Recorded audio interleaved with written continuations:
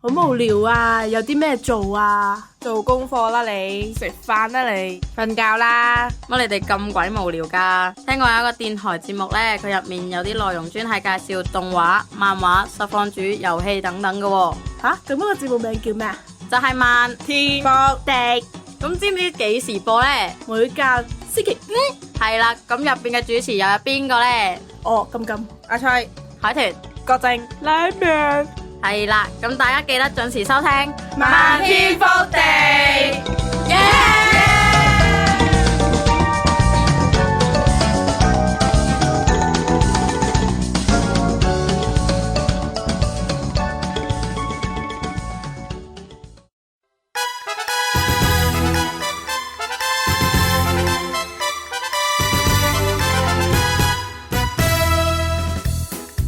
大家好，我係小新，你而家收聽緊嘅係 YM Radio。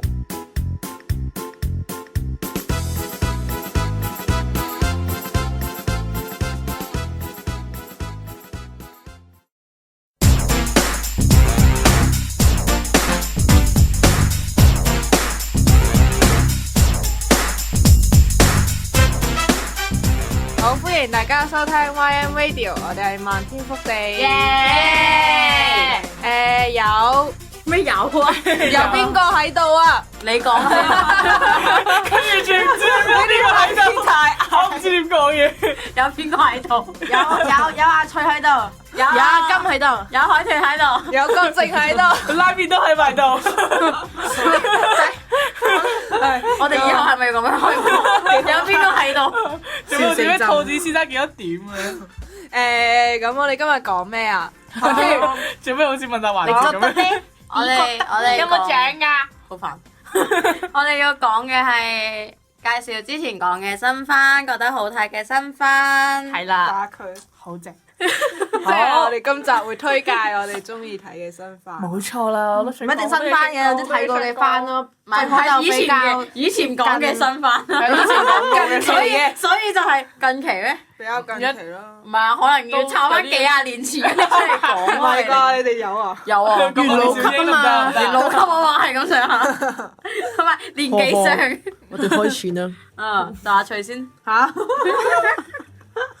好啦，咁我介紹嘅呢係近期好熱門嘅新番啦，咁佢叫做《甲鐵城的卡巴內里》啦，即係又可以叫做《甲鐵城的師姐》嘅，咁我叫師姐啦，方便叫啲啦。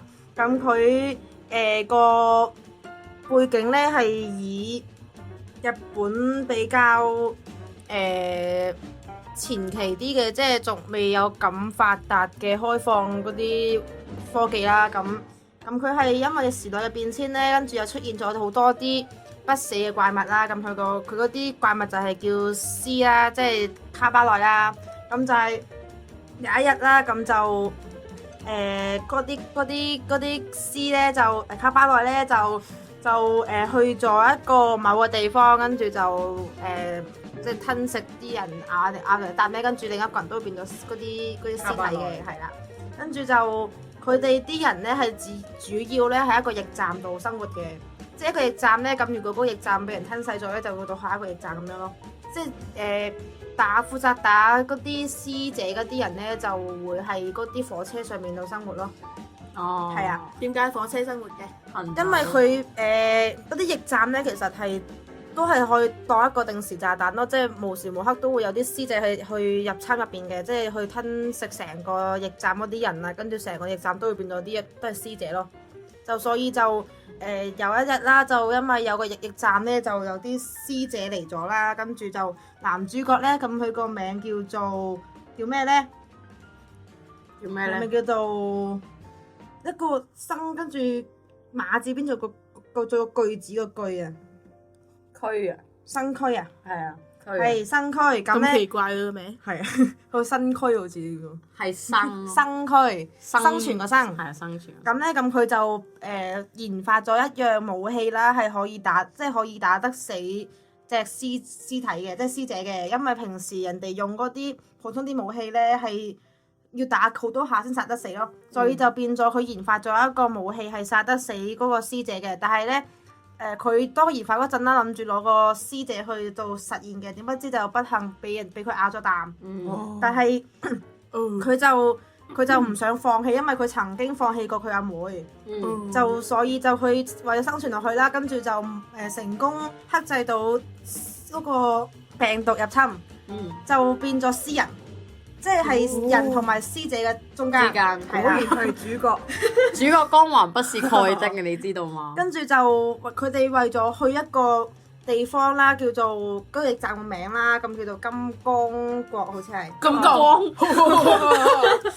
跟住就佢哋為咗去嗰個地方啦，就一直打同啲師姐打交啊，咁途中一開始就遇咗個叫無名嘅女仔，細路仔嚟嘅。但係佢亦都係詩人，就不過佢戰鬥力好高咯。小朋友但係戰鬥力好高。係啊，佢係比較年齡10零歲左右啦，即係實際年齡咧？係十零歲咯。哦，係啊，我又以為嗰啲實際年齡其實好老，百幾歲。咁咧，咁佢其實佢唔係俾師姐咬到而變咗詩人嘅，點解咧？佢自己咬自己。唔係自己睇咧。哦，自己睇咧。佢而家出到第得兩種9話。方法㗎，通常都。唔知個，自己睇咧。自己咬自己。自己咬自己點樣啊？點樣自己咬自己？你示範一下。自咬嘅自咬。你自咬我請你食buffet，你咬到嘅嘛？走開啦！好啦，我介紹人啊，下一個到邊個？阿金。下一個就係阿金啦。好啦，咁到阿金講啦。好，咁我要講嘅係叫田中君總是如此慵懶。咁佢呢個故事入面咧係講男主角係叫田中啦。咁佢係一個好懶散嘅人嚟啦，跟住係懶到出汁嘅地步。係啊，懶到跟住佢已經係唔肯喐嗰啲。已經係神嘅境界咯，佢懶到。係啊，跟住佢有一個朋友嘅就係好沉默，但係咧又好中意照顧人嘅。根本就係一個太太嘅屬性。個名叫太田啦，咁佢個 friend 係人妻屬性。咁啊，田中佢個故事啊，因為我宗旨就係咧養肥再看，所以我就睇得第一集啫，我係。我都係。佢第一集咧，佢好似就一開波就講阿田中佢趴喺個課室喺度瞓覺，跟住由朝早瞓到下晝放學，跟住咧仲要係阿太田，即係佢嗰個 friend 嚟孭佢翻屋企嗰時，係啊，真㗎，超好，超好。佢你係睇咗真係第一集啊，定係佢嗰個類似 OVA 嘅嘢啊？OVA 仲係第一集。哦，因為 OVA 嗰個係分開一啲類似小劇情咁樣咧，跟住跟住合埋㗎，跟住就覺得嗰個係 Q 版咯，係嘛？冇記錯。好似係 Q 版嘅。係啊，跟住佢第一集係正常 size 版本。係啊。跟住佢超搞笑咯，佢個 friend 係完全唔覺得佢好煩嗰啲，跟住就完全超級照顧佢嗰種咯。我都好想有一種咁嘅朋友，雖然唔使孭我翻屋企，但係覺得佢好溫柔啊，好萌啊，好正啊！跟住佢，你有冇睇到佢話要娶佢做老婆嗰集？冇。佢之後會講話，不如你做我老公定做我老婆？真㗎！佢係懶到呢個地步，因為佢個 friend 照顧得佢勁好啊。跟住佢就有咩事都會幫佢處理嗰啲咧。跟住就佢之後有一集會講話，不如咩我要嫁俾你，類似嗰啲咁嘅嘢啦。總之係要嗱呢啲，佢就要咩？你而家睇到幾爽？又係。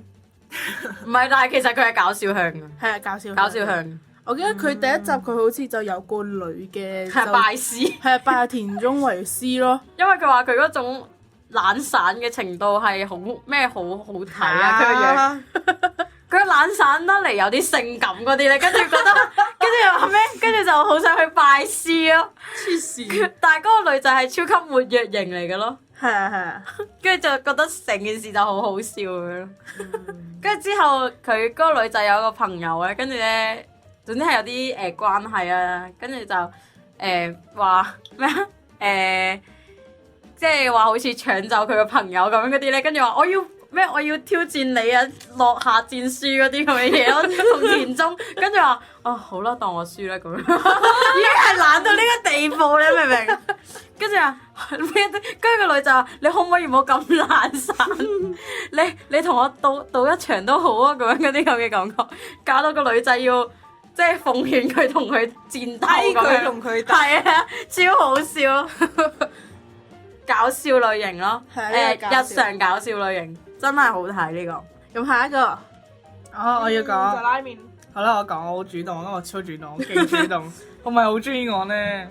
咁啊，正咗喎，正咗。你聽唔聽到我嘅講唔出嚟嘅？佢哋啱啱寫到咁喊出嚟。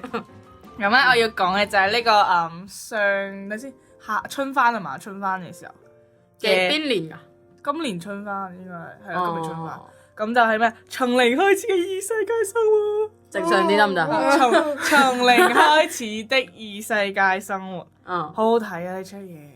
不過嗱，個男主角咧就係一個有中二病，成日幻想自己咧，成日都幻想自己係咩某會突然之間去到異世界，然後成為咗一個男主角啊！即係有咩能力啊？有乜能力咁樣樣嘅。大概係呢一出係動漫入邊就係男主角已經。係，唔係即係佢一開頭嘅時候咧，咪中二病嗰個情節即刻出晒嚟啦，咁就咁樣。佢個便利店就變到有諗緊，我感覺就快要穿越啦，嚟啦，感覺嚟啦。之後結果佢真係穿越咗，發作未食藥咁樣。之後咧，佢一穿越嘅時候，淨係第一時間諗嘅就係唔係呢度邊度，應該係話咩？哇！我嘅能力係咩咧？我要試下。咁交嘅，即係好中意病。之後佢就去咗去挑戰，即係佢就特登行埋晒啲唔知乜鬼嘢嗰啲陰暗嘅小巷度，咁啱啊遇到3個流氓啦。呢個自骨墳墓。呢個時候佢又諗緊，我嘅能力係乜嘢咧？佢開始撩起咗3個流氓。之後咧，佢同佢話咩？隻抽一嚟啦，我唔驚你，呢個打10個咁樣。葉問同我當自己，我有病。結果咧，佢又俾嗰3個流氓打到就快死啦。仲未激發佢嘅潛能出嚟啦！啲潛能係咪打不死啊？唔係，然後咧，跟住時候咁啱咧，有個賊仔咧偷咗一個女主角嗰個襟章嘅一個賊仔咧，咁啱經過喎，講咗一句超級正嘅嘢，就話咩？你哋繼續打啦，我經過就要開。即係無知都係路過打仗嘅啫。你哋咁啱阻住我條路啫，你行開啦，我唔救人。即刻諗住我呢個世界咁冷淡嘅。結果呢個時候咧，咁啱啊有個女主角咁啱咧，即係個等嗰個咧偷嘢嗰個女仔走咗之後咧，嗰個女主角咧就咁啱過嚟，見到男主角瞓咗喺地下俾人打，佢就話咩？係咪你？一定係你偷咗我嘢啦！而個男主角咧就被嗰個女仔咧當係佢偷咗，即係以為佢偷咗佢嘢。咁啊，其實佢個女仔都係心地善良嘅，只不過咧係我有啲好非常傲嬌嘅啫。咁咧個女主角救咗個男主角啦。然後咧個男主角咧就話咩？呢個世界未見過咁靚女又咁善良嘅女仔。之後就中意咗嗰個女主角啦。係咁啊！咁容易墮入情網咧？係咯，唔明點解？之後就話女主角好溫柔好咩咁樣。原來而家仲有啲咁純情嘅人。然後結果男主角咧就因為咁樣中意咗嗰個銀色頭髮嗰個女主角啦。咁咧，然後咧個女主角咧結果咧咁個女主角咧俾人偷個襟章啊嘛。咁佢就同呢個女主角一齊去揾呢個襟章啦。咁如果揾襟章嘅，即係揾襟章嘅時候咧，被一個敵人殺咗。我唔知嗰個條友叫乜名，我唔記得咗，因為佢好得人驚。咁就即係殺咗個男主角。咁結果男主角終於知道佢嘅技能係乜啦。咁因為個男主角即係佢以為佢自己死咗啦嘛。結果佢擘大眼嘅時候咧，諗緊點解突然之間都係嗰個咧問我買唔買蘋果嘅大叔喺度問緊我。點解係蘋果？唔明啊！我唔明點解佢每次瞓醒，即係佢每次醒嗰一刻咧，都係望住一個問佢：喂，靚仔，你買唔買蘋果啊？即係個男主角就會好正常咁嚟講：我冇錢啊！即係嗰個賣蘋果阿叔。其實個男主都係天然呆㗎。係嗰個賣蘋果阿叔就同佢講：冇蘋果啊！喂，冇錢啊，走啦咁樣。冇蘋果。唔係冇錢啊，你走啦咁樣之類嗰啲。咁後尾個男主角就知道佢自己能力啦，就係嗰個咩可以死亡時間倒轉頭嘅一個能力，即係喺你死嘅時候咧會翻之前，翻前一日啦咁樣。咁然後係啦，睇某通漫畫係咯，然後就咁咧，佢哋就不停咁，即係個男主角咧就為咗救嗰個銀色頭髮嗰個女仔咧，就不停咁重複嗰啲情節啦。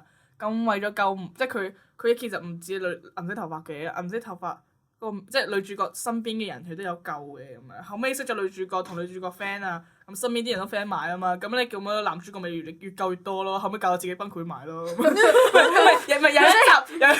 其實呢個係乜嘢啊？系列係乜嘢究竟？係咯，即係咩愛與正義咯？總之我覺得。愛與正義。但係為咗愛與正義而搞到自己崩潰嘅一出動漫。唔係啊，即係佢有一集就係話個男主角佢崩潰啦，佢話咩？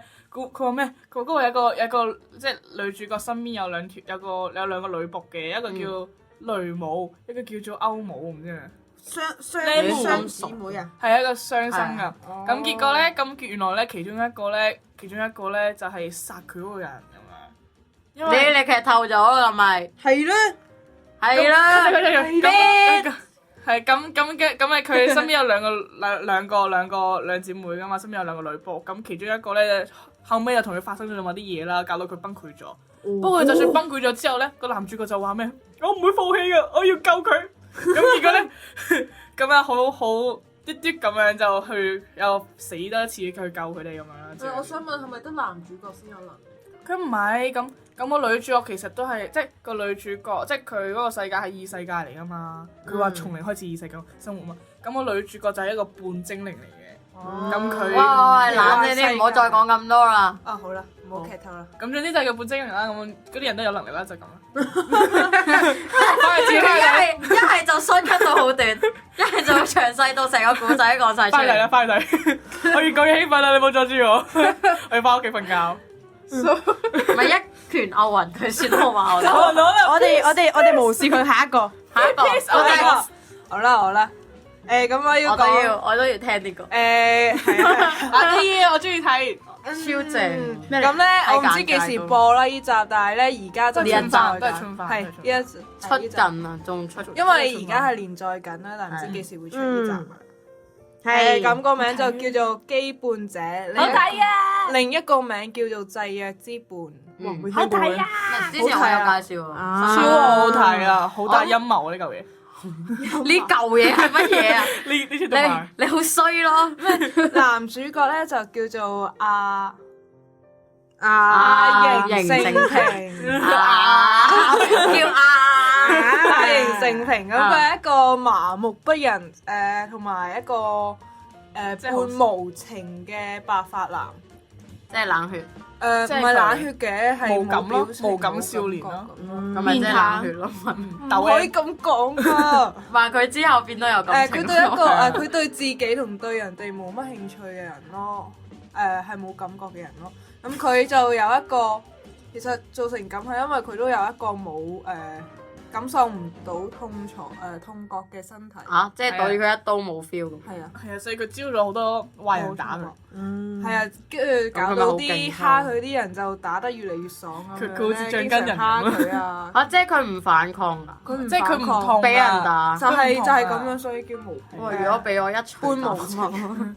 題外話。咁咧佢臨近暑假之前咧，就遇到一個迷之少女，叫做元琪發子啦。元琪發子。元琪。咁經佢一輪嘅講解之後咧，就知道咗自己被獲選為痛覺共享系統羈絆者嘅其中一個。OK。即係一共有7個。有得 feel 人哋嘅痛楚。七原罪咯，佢哋個名叫。一共有7個嘅。真㗎。佢哋分別嘅性格咧，就係現代七原罪嘅現代7大罪之一嘅愚鈍啦。即係嗰七個嗰啲人係即係佢代表7個唔同性格啦。性格都係各有各特色嘅。佢見到佢中意聲優。係啊。因為嗰個配 B 嘟嘅公好正。笑，唔可以俾佢睇到添。睇到啦。而佢哋嘅共通點咧，都係同一班啦，性格就好奇怪嘅，係唔同類型嘅奇怪。總之主角都有啲奇怪啦。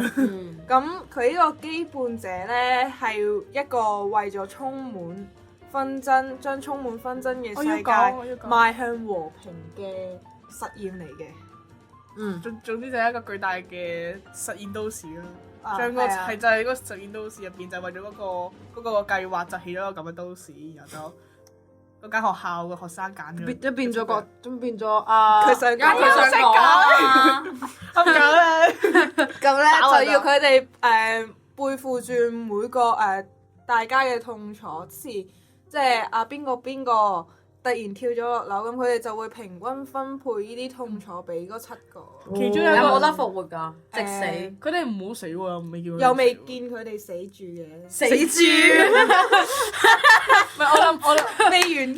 佢哋分擔痛楚啫，唔係分擔死亡咯，我諗應該。唔係咁佢死咗，即係譬如啊，佢話跳樓啊嘛。你要睇啦。我即係都話我要儲肥先睇咯。養肥再看。係啊，宗旨。我本身其中有一個角色我超中意㗎，因為其中有一個角色咧，咁男主角就係嗰個咩退痛楚無感啊嘛，咁其中有一個就係咩啊？好中意俾人打嗰個抖 M 之後佢之後個抖 M 超中意男主角，佢話咩？我打下你好唔好啊？你坐下車好唔好啊？咁超得意，我超中意嘅。即係因為個男主角冇 feel，係啊，跟住就擁咗個男主角去撞啊！唔好再傾啦，超得意，唔好再傾啦，自己跳落。係男主角原來咁好人嘅，係啊，咁咧要佢哋分擔大家嘅痛楚咧，通過一啲任務，咁最後一個任務就係要佢哋一齊度過成個暑假，度過完就會解除翻啦。咁咧就主要係睇佢哋度過暑假咁樣點樣培養感情啊，咁佢哋各有各嘅煩惱，點樣解決大家嘅煩惱？感情煩惱。同埋佢哋呢個實驗會有更進一步嘅提升同進步，你哋可以去睇啦。好睇，好睇，超好睇。之前睇預告我都諗住睇，但係我想出晒先睇。加上啲人物真係幾好，人物設定啊，有冇靚仔？唔同男顏色一定有，七元一定有個聲優就一定有靚仔，你放心。唔係嗰個咧有個係即係我中意嗰個抖 M 嗰個，咪就係靚仔咯。哦嚇，係咪就係個聲仔？佢哋就覺得係靚仔咯，動畫入面啲人覺得係靚仔咯。你覺得嘛嘛？我中意男主角㗎咋。男主角係你好似經常都係中意男主角。男主角係正太咯，但係我中意配角。好啦，下一個啦，就最後好耶！咁我就要講呢個係做咩嘢？海豚音。你做咩幫我配啲海豚音？你係原來係你。郭靖啊，郭靖唔知做乜事我都叫。我揾緊嗰把聲喺邊度？成日好就坐喺你隔離好邊啫。睇咯呢個。但係我哋仲未講到名。係，其實我未講咯，直接係真係好煩啊！冷靜啲。仲有一個係啦，咁我要講嘅係2015年7月嘅新番啦，咁係2015年嘅新番。15年，佢好激動。冇理佢無視佢。你之前介紹噶嘛？呢個係，跟住我睇咗啦，真係超好睇。係啊。叫城下町的蒲公英。好啦，我真係驚啊！揾人拖佢出嚟，揾人拖佢出嚟。3，好突然嘅，咁cut 住嘅。維護係乜嘢？係啦，咁佢故事係講背景係擁有9個能力嘅兄弟兄弟姊妹啦，跟住一齊生活嘅。咁總之係佢哋嗰9個兄弟姊妹，包括佢哋嘅家族啦，都係有啲特殊能力嘅。跟住咧就係咁為咗選下一屆嘅國王咧，而一齊而擺咗200幾個鏡頭喺嗰個城鎮度咯。係啊。跟住就為咗係俾嗰啲市無時無民，刻可以俾佢哋俾關注。啲係啊市民關注下佢哋啊。跟住故事嘅主角係嗰9個兄弟姊妹入邊嘅三女，叫善定西啊？西近係西近，西係唔係因為食得嗰隻係真㗎？佢係草花頭做個西啊嘛，哦，線啊嘛。讀善定西啊？線。因為讀西近啊嘛，唔係咩？草花頭到個西唔係線咩？善近咩讀？我上網揾下。奇怪啊咁唔係。係咯。哦，原來係咁啊！哦，善啊，唔好意思啊。我就諗緊，唔係西近個西咩？好食啊！係啊，跟住就係主角係三女善啦。咁呢個第三個女咧就係一個極度怕醜嘅一個女仔嘅，跟住就成日即係想避開嗰啲鏡頭咯。跟住佢嘅願望就係如果可以成為國王嘅話，第一時間就係拆晒啲鏡頭佢。哦，係啊，跟住所以佢就開始想競選嗰個國王啊嘛。嗱，我都話我冇讀錯啦。咪線都掃翻頭做個西，係冇糾結呢啲嘢啦。算啦算啦，下面有兩個都係線，算啦線啦。算啦。跟住就咁主要有9個兄弟姊妹啊嘛，跟住有2對係雙胞胎，冇記錯咗，係啊。係啊，係啊，我同你講係。咁係兩個定兩對啊2對， ？OK， 2對，我講埋你就明啦。大女咧就係個能力係有啲特殊，翻去睇。因為如果而家講嘅話，就會破梗啊。佢之後佢嘅能力係會2對啊，我講埋你就知啦。跟住之後咧，第二咧就係雙胞胎啦，一個係男嘅，咁就叫修，係男仔出世先。跟住另外一個就係叫奏咯，奏樂個奏，妹妹，遲30分鐘出世。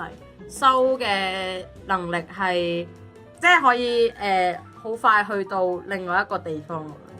哦，我以為穿越去唔同嘅唔係，佢係就咁，即係譬如由呢度閃去廁所，唔使行，係啊，閃去唔使行咁樣咯，總之。啱田中君啦，啱田中君啦，係啊，啱田中君。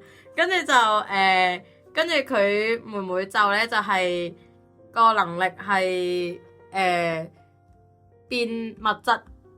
物質生成，物質生成，係物質生成，跟住但係佢物質生成咧就要有大量嘅錢，所以佢成日都會咩炒股票啊嗰啲咁嘅。唔係，係應該話佢生成咗嗰樣嘢就會喺佢銀行。係喺銀行度㗎，所以佢一定要大量嘅錢，跟住佢為咗賺錢咧就會類似於炒股票嘅嘢咯。跟住之後就係第2對雙胞胎就係瑤啦，同埋山字邊做個甲。點讀？山字邊做個甲，係咪甲啊？真係個甲啊！甲啦咁就，跟住瑤咧係其實係細佬嚟嘅，咁佢就係有概率預知啦，即係概率係係啊概率真係概率啦，即係佢計翻，譬如我哋5個人，即係我哋呢度5個人有一場比賽嗰啲啦，跟住佢會根據我哋嘅能力去預知，即係分析我哋邊個贏，佢嘅概率係通常都好準嘅。哇，有99.9% 啦，類似。哇，咁有冇試過出錯啊？冇嚇真零㗎出錯，而家佢會佢會計算埋自己嘅出錯概率，即係佢會達到成功率，即係呢個預知達到成功率有幾多 percent 咁樣。啊，跟住佢嘅姐姐甲啦，就係可以分身成7個唔同嘅性格出嚟，跟住幫手做嘢。跟住成日都俾佢嗰間學校啲人揾咗佢咩參加比賽啊，幫手啊，跟住有唔同嘅天分咯。佢嗰7個性格，跟住又係七宗罪咁樣，即係佢啲性格又係七宗罪，圍繞住7宗罪。有啲好易嬲啊，咩又好易嬲啊，又懶啊，跟住又貪食啊咁樣嗰啲咯。係各有各性格。係，跟住有每個人都有唔同嘅名咯，超好笑。跟住之後就係光啦，咁光就係對生命嘅生命操作咯，即係佢可以快啲大啊。譬如嗰棵樹好細，跟住佢會可以將佢即刻變大咁樣咯。跟住佢可以將自己變成一個女高中生咁樣咯。係啊，之後有將佢啲家姐變成小朋友咁樣咯，幾有趣喎。係啊，但係有時間限制咯，都係。跟住就係最尾就係叫輝同埋 Shiori。好啦，我讀日文。咁輝就係超大力咯。跟住 Shiori 就係可以同任何嘅物件對話，即係就算同個咪都可以講。嚇真㗎，係啊，跟住佢即係死物講都得啊！死物都得。佢似有一集同個西瓜喺度講嘢喎。佢有一集，因為佢哋去你可唔可以俾我食啊？唔係，佢有一集係沙灘嗰啲打西瓜嗰啲咧，你冇打我。跟住個個都打唔到嘛，跟住咧佢就佢就話西瓜咩西瓜先先生，我打到你咪好痛咯，跟住之後不如你自己爆啦。跟住唔係，跟住佢話唔緊要啦，俾你打都係類似西瓜真係答佢啊？係啊，有真㗎，跟住就好笑咯。跟住佢有一集咧，類似要鬥某啲嘢啦，跟住佢會可以識同個 lift 啊嗰啲溝通啊，跟住問我呢條路應該要點行啊嗰啲咁。好成熟噶咯佢。係啊，佢食超成熟。比起佢上一個嘅。係佢阿哥係叫輝啊嘛，即係大佢少少嘅，佢係最細嘅，即係 Shirley 係最細嘅。跟住咧大佢少少嗰個阿哥咧，就成日好活躍咧，跟住又大力啊嘛，好容易就打爛嘢嗰啲噶嘛。你成日都話佢即係最細嗰個阿妹話咩？佢成日都嗲人，但係其實個阿妹係唔放心個阿哥。係啊，跟住死都要跟住佢去買嘢食。跟住 Shirley 係超級成熟咯，成日都會幫佢阿哥處理啲嘢，其實執手尾係佢咯，但係個阿哥就成日都以為係佢喺度佢自己好勁喺度耍嗲人咁樣。係啊，跟住就咁呢9個兄弟姊妹就算係爭皇位啦，但係其實個三女係完全冇興趣嗰啲噶嘛，因為佢超怕醜噶嘛。但係呢個故事係圍繞三女轉嘅，跟住咧，但係跟住三女嘅佢哋每人都會有自己想爭皇位嘅一啲理由啦。咁三女就係為咗要拆晒嗰啲鏡頭，所以要做皇帝，因為佢本身咧係唔想做皇帝啊，跟住話唔關我事啊嗰啲咁嘅嘢嘅，跟住之後咧個大家姐同佢講，其實如果你做咗國王嘅話，咁咪可以拆晒啲鏡頭咯，跟住就好啦，我要努力去做國王，為咗拆晒啲鏡頭要做國王，跟住就覺得好笑咯，呢個都係搞笑向嘅咯，跟住就但係最後嗰個結局好出人意表，係我想嗰個角色做嘅，真係角色啊！即係嗰個角色啊！唔知咧。哦，總之佢最後就係我中意嘅嗰個角色做咗國王，我好開心。話係咪你又話唔知咧？唔知咧完。總之嗰個9個其中一個啦。好笑。唔係，估唔到係佢啊！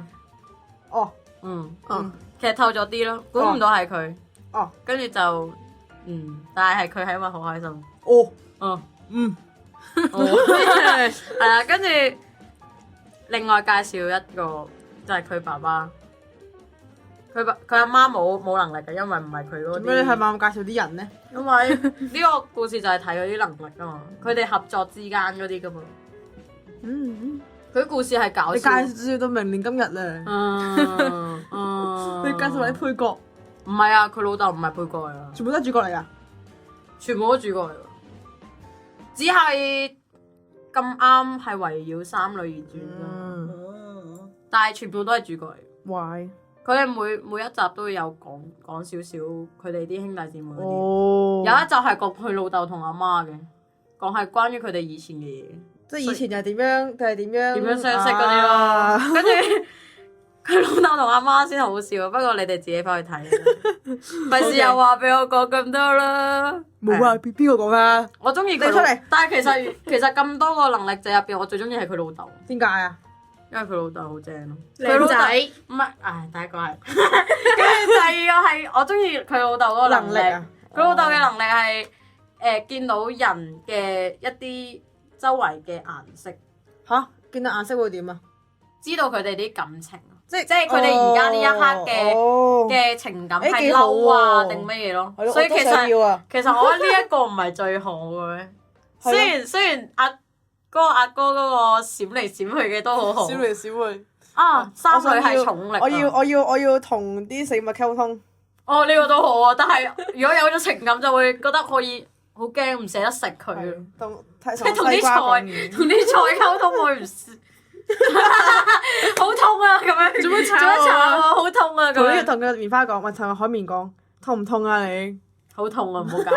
係啊，就係咁。所以同啲死物溝通有時係好嘅，但係會好唔捨得咁樣咯。所以我都係最中意佢老豆。OK，就是這樣啦。那就是改修完啦，對不對？對，完啦。那好啦，那我們來個完結吧。咁好啦，咁大家如果有興趣咧，可以上 Facebook 啊，上 YouTube 啦，上 Google 啦，打 YM Radio 咧，揾我哋漫天福地咧，就見到我哋啲節目噶啦。我哋仲有 WeChat 啦、IG 啦等等嘅，所以咧大家咧可以無時無刻度見到我哋嗰啲節目噶啦。陰魂不散。要咁樣話自己咩？如果想俾啲意見我哋咧，都可以留言嘅，我哋好歡迎你留言。好啦，好樂意接受，對啦，好想見到你哋有留言。那就是係時候講再見，拜拜。